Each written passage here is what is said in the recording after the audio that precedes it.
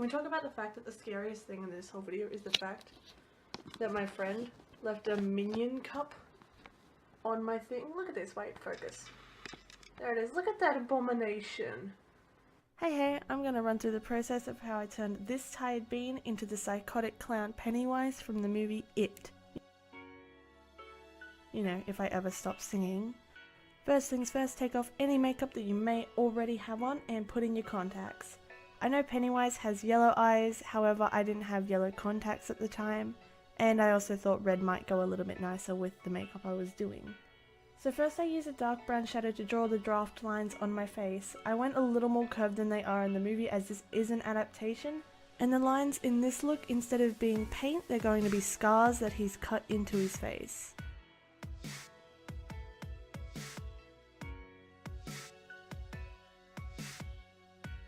Next, I went lightly over my face with foundation before realizing it would be better to build the skin texture first, so I glued down my eyebrows as you do, grabbed a disposable cosmetic foam wedge, wow that was a mouthful, and went over the draft that I did with cotton and latex. This is one of my favourite ways to create ridges in the skin as well as cuts, however you can always use scar wax or even silicone. I tried to avoid putting latex on my actual eyeballs and in the corners since they do also move a lot and that would move the makeup around as you wear it.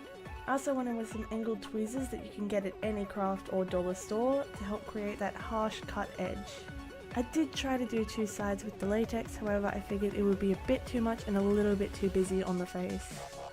Me being the airhead I am, kept leaning forward and it's a little hard to see what exactly I'm doing, but I'm basically layering latex and cotton, and I did the same on the other side, going from the corners of my mouth up to my forehead.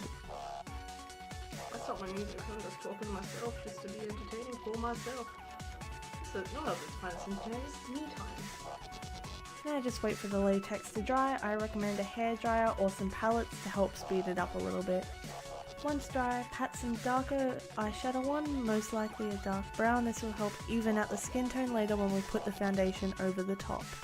You can skip this step however if you're just going to use a white cream or water activated paint on the face, since your face will be stark white anyway, but since I'm using a foundation colour, I'm doing this step.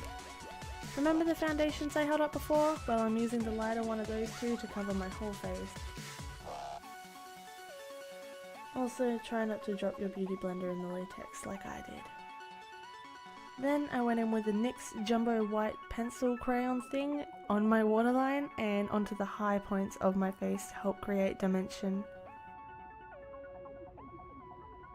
Next, use a liquid lipstick cream or water activated paint to paint the cuts on your face by putting the colour on your skin right next to the edge made from the latex.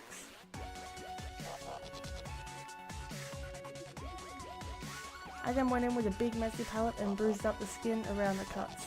Scars like these cause a lot of irritation and bruising, so I combined some cool and warm toned browns, purples, greys and reds to help amplify this effect. There isn't really a specific method to the placement besides there being more reds and purples towards the inside of the scars. I also lightened up any areas that I felt were too dark by going over again with some foundation.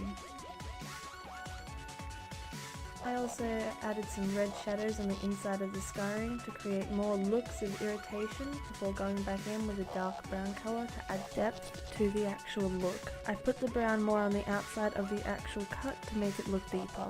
The biggest tip with this whole look is to take your time. Try not to smudge any colours or the latex as you work. I did try to draw on eyebrows, but the eyeshadow I used looked way lighter in the pan, and then when I put it on they were way too dark and also too angled. If you want, use a medium grey for this, but you don't have to, and again, take your time.